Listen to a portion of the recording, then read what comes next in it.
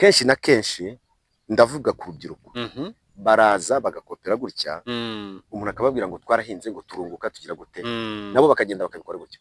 Mujye mugenda mugisha inama. Ibanga no gukurikiza buri kintu cyose uko kigernye.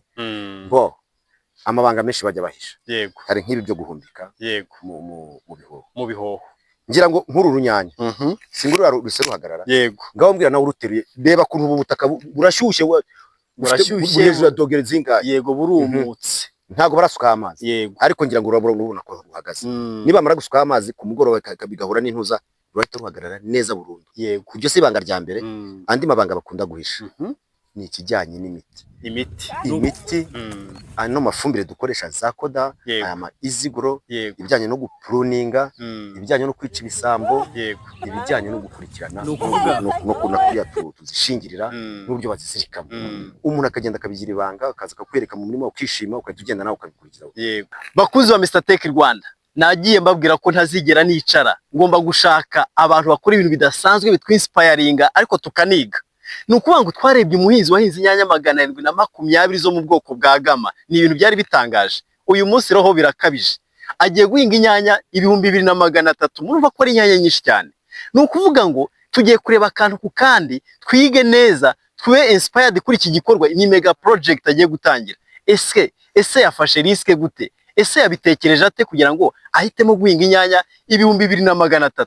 Nukuvuga ngo rero tugiye kuganira nawe kugira ngo natwe tuzamenye ngo iki gikorwa nitugitangira kuko inyanya zigira amafaranga nayo bibabwiye tuzabigenza gute. Ariko nibyo mpora mbabwira, uwo tuzagendana nukuvuga ngo ubwonko bwe buzakira, buzamenya byinshi kugira ngo nawe akore byinshi bitandukanye. Nuko kuyoba umuntu udasanzwe ukora ibidasanzwe. Niyo mpamvu yahisemo guhinga inyanya ngo 2300. Reka ndeke kubatindira tuganire nawe. Murabona hari inyuma bari gutera. Reka noneho tugende twumve ngo bari kubikora gute, byatangiye gute. Muraza kuryoherwa kandi muze kunshyiraho comment yuko mwabonye iki kiganiro. Waramutse Fernand? Waramutse neza. Aha ndabona watangiye ibindi bikorwa binini cyane byagutse. Bya binini cyane. Aha narabimenye kugiye guhinga inyanya nyinshi cyane. Ahantu ugiye gushyiramo inyanya zingana iki Fernand? Ni hejuru 2300. Nateguye 2600 ariko wenda tuvuge ko harimo izangiritse ni 2300. Hejuru 2300. Ni nyinshi cyane. Ni nyinshi. Aha mperu kuri guhinga inyanya 720. Yego. Ni iki cyaguteye guhita uhitamo kongera umushinga ngo ugire munini? Mu by'ukuri aha nganda ndagira ngo mvugishe uburyo busobanutse. Natangiye umushinga w'inyanya 720 umusaruro nateganyagamo mbona uri kuzamukura hejuru. Hanyuma mitafata umwanzuro wo kugira gute wo kuzamura nkagera hejuru y'inyanya 2300. Aha ugiye kuhinga ibinyanya 2300. Hari abantu benshi badukurikiye nabo bashobora kuzakora ino mishinga. Mu by'ukuri kugira ngo utangire uyu mushinga no nyungu wabonye bimeze bite? Inyungu irimo cyane kuko jebura ziranyanya zigama F1 ntangira kuzihinga nabonaga umusaruro wazo nkurikije wenda nibyo tugenda twiga niki utazajya hejuru. Nabonaga ndabonamo dutebo nka 200 magana ngahe, ariko uko muza kubibona namwe nzajya hejuru dutebo 400. Hejuru dutebo 400 muri ziranyanya za muri ziranyanya 720. Yego. Ni igikorwa kinini cyane. Ndabona bari gutera nkuko abantu bari kubibona hano. Barimo baratera. Tugiye kureba noneho zagezemo ngizi hano. Ubu ngubu izi nyanya zimaze igihe kingana iki mu ruhumbikiro? Izi nyanya nazihumbitse ku itariki 3. Wazihumbitse ku itariki 3 kuko ziko zigushize ukwa 11. Yego. None turi ku itariki 3 z'ukwezi kwa 12. No mumva ko hajemo ikinyurane. Ni ukwezi. Mumva ko hajemo ikinyurane n'izambere. Izambere nazihumbitse ku itariki 4 z'ukwezi kwa 9 nzitera ku itariki 12 z'ukwezi kwa kangahe? Yego. Kwa 10. Ubwo nukubera iki? Nukuvuga ngo maze kumenya uburyo nzitaho. Ni experience. Yego. Aha ndabona zakuze cyane. Zakuze. Ubu ngubu hano izi nyanya nk'ubu ku bantu badukurikiye bashaka gukora imishinga nk'ingiyi, hagati y'urunyanya n'urundi hajyamo intera ingana iki? Reka nongere mbibibutse. Yego. Aha noneho nagiye ngira na precision nuko ntazanye igikoresho twakoresheje. Aha hantu haba arimo metero ndayitera muri 2, 3, 4 pate 5 hagati y'umurongo n'undi harimo metero. Harimo metero. Iyi ni ya nzira yacu. Yego. Dore ngizi zigiye zizamuka. Hagati noneho y'urunyanya n'urundi ni santimetero 50. Santimetero 50. Reba gutya pati imwe, pati ebyiri. Yego. Wabibonye pati ebyiri. Si 40. Yego. Nagace. Ni ibintu bishimishije cyane. Nagusuye kugira ngo hari abantu benshi bakunze bino biganiro dushyiraho nabo bifuza gukora imishinga nk'iyi ngiyi. Ndavuga ngo reka ntangire noneho hasi kugira ngo mbereke buri kantu kose kugira ngo batazagira ikibacika. None nkibaza uyu mushinga ni munini, witeguye gukora ukamera nka zira za mbere z'abandi. Murakoze cyane, ko nicyo ni ikibazo cyiza cyane. Reka tunakitseho cyane. Mu by'ukuri ziriya nyanya nabonye, reka duhere kuri ziriya za 220. Buriya nzi igiciro byantwaye. Nzi imiti, nzi kuzivomerera, nzi kuzisasira, nzi kujya gute. Sinanze kwita mpinga, murabona ko hano hari ikibaya kinini. Yego. Sinanze kwita mparangiza hose ngo njye ku nyanya 5,000. Niyo mpamvu nakubwiye ngo nahumbitse 2,600. Yego. Ubwo ni impamvu ki nabaza ubushobozi n'imbaraga nzashyiramo, haba ari mu kuvomera, murabona ko ari mu zuba, bari barimo kuzishyiramo batabana zivomerera.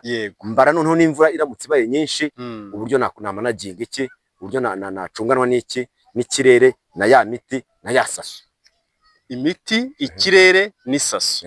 Iyo ntugiye gucungana nabyo. No gusukira wenda mu gihe cy'izuba. No gusukira. Ibyo bintu byose tugomba kubibara. Aha, ndabona inyanya zamaze kujyamo nk'uko abantu bari kwibona, kandi zigiye kujya ku buso bunini.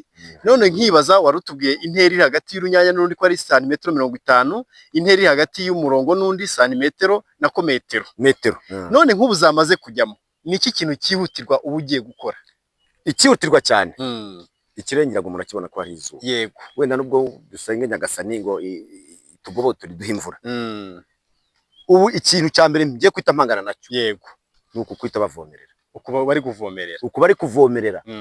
Ndabona yatangiye. Agomba guhita atangirana n'izo nzo zivuye muri pepineri zazikurikije shidineti, zari ziri ahantu hari safe. Zihagaze neza ku buryo zishobora kumana n'iminsi 5 cyangwa 6 zitavomerewe. Ariko urumva duhinduye iki? Ikirere. Turanarunyeganyije, turukuye mu gihoho, muri bihoho byacu. Yego. Turaza kubyegeranya tubihakure, ubu ntabwo tubindekera mu murima. Ni ukuvuga ngo ubu ngiye kwita ncunganwa n'amazi. Mpite nkurikizaho iki? Mpite nkurikizaho kuzisasira, kugira ngo ya mvura yacu niza nimanuka itaza kugira gute, itaza kuduteza bya bibazo by'iki, by'indwara. Ni ukuvuga ngo hangiye kwita nsasira byihuse. Ahangaha ndahita nsasira byihuse, bite mvomerera. Yego. Aha, ibyo ni ibintu uzahita ukora. Imiti uzatangira kwishyiraho ryari, uzahera kuyihe noneho? Ako ni akantu keza cyane. Izi nyanya zacu ubu ngubu kubera ko zagize tubyita stress, iryo jambo ngira ngo muraryumva kenshi na kenshi. Twazihinduriye ahantu twazinyeganyije. Ubu ngubu tugiye kuta tuzivomerera. Yego. Na nimugoroba tuzivomerere, n'ejo mu gitondo tuzivomerere. Zibanze zigarura iki? Zigarura kuka. Yego. Nizimara kugarura kuka, turabona none dukurikize iki. Aha kugira ngo tuzivuye za stress, kada tuzitera ikintu bita calcium. Urahita utera calcium. Izigoro calcium. Ako kantu gasobanura abantu. Reka nkashimangira. Ni ukuvuga ngo kugira ngo mu gihingwa, kugira ngo tuzivane muri stress, ubu nta muti nashyiraho, nta kinashyiraho. Tugiye kuvomerera 1, 2, 3, nurumara guhagarara neza, tujye turitera iki? Izigoro calcium. Izigoro calcium naje kuri byari iki? Ibirimo calcium, ibirimo na magnesium. Yego. Iriya izigoro ifitemo na kazote gakeya. Sibyo? Yego. Ubwo nagafumbire gakeya katababura igihingwa, ariko iyo calcium na magnesium birata bivura stress y'igihingwa, none cyita gihagarara gifata imbaraga. Bite nkurikizaho iki rero? Bite nkurikizaho gutangira gushyiraho ya mafungicide yacu no kurwanya udukoko. Ubwo ni imiti uzitujyaho. Yego. Ariko igihingwa cyacu cyamaze kugira gute? Guhagarara neza. Iki kintu mu cyiteho cyo gutera calcium ku gihingwa. Yego. None ntaguciye mu ijambo. Iyo izigoro calcium ni ifumbire uyitera ku mababi, uyishyira mu mizi, uyitera he? Ikibazo cyiza cyane. Izigoro calcium ni utuntu tuba tumeze nk'utubumbe. Yego. ni utuntu tuba tumeze nk'utubungo. Murabona umunyu apana umunyu wiseye cyane, yego, kuko imyunyu wakonje cyangwa se nk'ifumbire, ujya kumera nk'ifumbire, ujya kumera nk'ifumbire ya za NPK cyangwa ya za ntuza, niko kameze, ariko kahita kihuta cyane kugira gute kwisya mu mazi. Iyo fumbire rero, iyo fumbire iterwa hehe? Ku mababi. Urayitoba yego, ku kigero runaka bitewe n'ingano ugiye guteraho, hanyuma ukagira gute ugatera ku mababi. Sa n'utubwira kuri icyo kigero gatoya. Reka dukoresha ibintu bitagorana kumva. Dufate litiro 20. Yego, ijerekani. Ni ikigero ngiye kugira ngo byumvikane ku buryo butagoranye. Dushyiramo ibiyiko 3. Ibiyiko 3 byuzuye neza, binini bira binini. Yego, okay. Mu ipomo ya litiro 20 tukavanga neza. Twamara kuvanga neza tukagira gute, tukaza gute apana nk'iki gihe kirizuba, mu gihe ubona hahereye mu gitondo kare kare cyangwa se ku mugoroba, nibwo igihingwa cyacu kiba kibasha kwakira iki, kiba kibasha kwakira ibitunga gihingwa. Urakoze cyane, noneho birumvikanye. Reka tujye ku kintu cyo kumotiva abantu. Mu by'ukuri aha hantu nimba atari ibanga, urabona ukurikije nk'uko yagize wahinze ziranyanya zabanje, ugiye uri musarura cyangwa se usarura vuba, urateganya kuzunguka mu by'ukuri? Ndateganya kuzunguka, kuko reka nsubire inyuma gato nanone. Ni ukuvuga ngo ruriya n'urugendo shuri naciyemo, ni urugendo shuri, urugendo rukaba n'ishuri. Yego, ni ukuvuga ngo ahangaha ntabwo mpafitiye, kuko mfite inzira naciyemo, ariko kumenya ikirere, yego, ari uguhangana n'izuba, ari uguhangana n'igihe cy'imvura nyinshi n'ubukonje. Hari kuzamo gusasira, hari kuzamo iyo miti, hari no kuza gukurikirana ku buryo busanzwe. Hari ya pruning, hari kwa guca ibisambo byacu. Yego, buri kintu cyose ubwo narakibaza. Yego, niyo mpamvu ntabwo bafite, ari ukuvomerera cyangwa se no guhangana n'igihe cy'imvura ndende. Ubushize watubwiye ko washoye nko muri ziranyanya hagati ya 300 kugeza nko kuri 500. Ntabwo watubwiye umubare nyawo nyakuri. Hari utwo ntandika. Yego, none arishaka kwibaza nk'ahangaha ubwo bushobozi bumeze bute kugira ngo upeze zino nyanya? Namwe muzi itegeko ry'itatu. Itegeko ry'itatu si 220, idukubye se nka gatatu. Yego, gatatu karengaho. Yego, ni ibintu byumvikana. Biravanga gusa hejuru ya miliyoni kugira ngo wite kuri izi nyanya. Hejuru ya miliyoni twabaze hagati ya 800 na 500. Namwe mukube. Yego, mukube gatatu karengaho gato. Bivuga ngo nibuze ugomba kwitegura ko ufite iyo miliyoni kugira ngo uhinge izi nyanya. Hejuru ya miliyoni at least byibura ubwo kugira ngo utazagira ikibazo, kuko hari igihe ikirere kiba kirekire cyane kikanagorana, gasaba guhinduranya imiti cyangwa ugashyiraho iremereye. Icyo gihe cyangwa se n'isasi kazamuka hejuru. Yego, icyo gihe urarenza, ntabwo ufiteganya 1,200,000 urenza akana, icyo twita marge de sécurité. Okay, urakoze cyane. Ahangaha nari naje kwerekana ko Agronome Fena yatangiye umushinga munini cyane kugira ngo abantu bamenye ngo uyu mushinga kugira ngo uzunguke birasaba iki. None ndashaka niki niki umuntu umaze gutera inyanya yakwitaho cyangwa se inyanya zipfira hehe, ibintu nk'ibyo ngibyo. Urabona ko urunyanya rwacu turushyizemo ubwo tuyita itariki ya mbere. Yego, ni ukuvuga ngo uzi ko umwana apfa muke mwiterura. Sibyo? Bimeze nka kwa kundi ngo ni iminsi 2,000 y'igihe cy'umwana. Sibyo? Aha ngaha rero twebwe ku nyanya bijya gusa nk'ibyo ngibyo. Ni iminsi 30 yo kwita ku runyanya. Uhereye kuri no munsi twarushyize hehe? Mu butaka. Ubwo iminsi 30 iyo urubonye uvuga ati urugendo rwanjye, intambwe yanjye ya mbere irashimangiwe. Ni ukuvuga ngo ahandi ubwo ngubwo mba nivuga nti aha nagiye nungutse, cyangwa se muri minsi 30 aha ndahiye. Aho urahiye. Uko ngo iminsi 30 ni iminsi iri critique cyane. Iri critique. Umunsi wa mbere twagiye twatangiye kuvomerera, nababwiye ko nizimara kumera neza tuza gushyiraho Maize Grow. Turate dusasira direct, ntituvuye yuko ikirere cyakigize, tufite dusasira, tufite dutangira gushyiraho amafungicide. Yego, turinde udukoko, hanyuma tujye tunahazindukira ahangaha tureba buri runyanya ku rundi. Buri runyanya ku rundi, ntabwo ari uguhagarara mu murima ngo nubwo ari inyanya hejuru y'2,000 ngira ngo umurima wabona kare kuko batarangiza gutera. Ni urunyanya ku rundi. Iyo minsi 30 irangiye nawe uravuga uti ahangaha nagiye. Aha noneho ndashaka ni iki wabwira urubyiruko rero? Urubyiruko ngira ngo kenshi na kenshi njya nkunda kubivuga, yego ntidukura amaboko mu mifuka, yego ko kugira gutya ngo tubyimbe tube dufite wenda 50,000 ngo tubyimbe ngo ugiye kwita uhera ku kintu kinini. Niduhere ku kantu gatoya.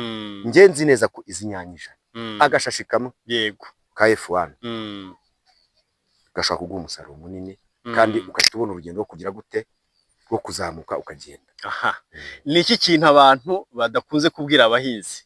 Usanga umuntu yahinze ariko iryo banga aryibitseho, ntabwo ajya akibwira abantu. Bakunzi ba Mr Tech Rwanda, icyo kintu nicyo ngira ngo nanabashimira Mr Tech Rwanda, nicyo ngira ngo nsubiremo. Ikintu kijyanye no kugira amabanga ni ikintu kibi cyane. Aha turi ku ishuri, nongeye bisubiremo, ndashimira Mr Tech Rwanda. Yego urakoze cyane, ndabashimira pe, kuko muri guteza abanyarwanda imbere. Nk'ubu ngubu telefone ntigivaho, dukomereze rero, kandi nzi neza yuko mbaye ibisubizo bikwiriye. Wenda arigihe n'umwanya ujya ubura, ariko mujye munyihanganira, kuko niyo nkubwiye ngo ndaza kongera kuboneka mu kanya, ndakwihamagarira. Murakoze. Aho ngaho rero tugiye ku rubyiruko, ibanga ku rubyiruko, ariko ni ryabanga ririmo. Kenshi na kenshi ndavuga ku rubyiruko, baraza bagakopera gutya, umuntu akababwira ngo twarahinze ngo turunguka tugira gute, nabo bakagenda bakabikora gutya. Mujye mugenda mugisha inama. Ibanga ni gukurikiza buri kintu cyose uko kigennye. Amabanga menshi bajya bahisha, hari nk'ibi byo guhumbika mu bihoho. Ngira ngo nk'uru runyanya singurura ruse ruhagarara, ngaho mbwira nawe uruteruye, reba kuntu ubu butaka burashyushye, hejuru ya dogere zingahe. Yego burumutse, ntago barasuka amazi, ariko ngira ngo urabona ko ruhagaze. Niba mara gusuka amazi ku mugoroba bigahura n'intuza, ruhita ruhagarara neza burundu. Iryo si ibanga rya mbere. Andi mabanga bakunda guhisha ni ikijyanye imiti, ano mafumbire dukoresha za koda, aya ma iziguro, ibijyanye no gupruninga, ibijyanye no kwica ibisambo, ibijyanye no gukurikirana no kuriya tuzishingirira n'uburyo bazizirikamo. Umuntu akagenda akabigira ibanga, akaza akakwereka mu murima, ukishima, ukahita ugenda nawe ukabikurikiza. Icyo nagiraho abanyarwanda inama, tukagira amabanga mu bintu by'iterambere. Yego, kuko iyo dutera imbere icyarimwe nicyo cyagiye uzasanga dufite inganda zikora iki, zikora amasestomate, zikora iki. Twagendeye hamwe. Urakoze cyane. Aha uyu murima wose uzawutera inyanya cyangwa se ntizizaharangiza cyangwa se bizagenda gute? Reka tugendane. Ngiye nababwiye ko ibintu byanjye byose ari imibare. Yego. Ahangaha harimo imyobo ihwanye n'iki, ihwanye n'ingemo. Aha kugira ngo hatazagira urumfana. Aha harimo imyobo 2,200. Harimo imyobo 2,200. Kwirinda iki ryajana, impamvu mba narishyize ku ruhande, hari gihe wenda urabona ko kwa kundi bari kuzitwara, cyangwa se nk'ubuguru rumwe rukagira ikibazo rukavunika, bikagira gute, kugira ngo tubone zigira gute izisaro izisimba. Kugira ngo muri uriya murima wa rugo w'imusozi mwabonye ko nta mwobo n'umwe utari mu runyanya. Icyo ngicyo nicyo mba nirinda rero. Urakoze cyane, ndagushimiye. Nshimiye abakunzi ba Mr Tech Rwanda. Tumaze kuzuza 9,000 by'aba subscribers, numva ko turimo turagenda. Ndashaka ko twuzuza 100,000, niyo target, kandi turi mu mpera z'umwaka.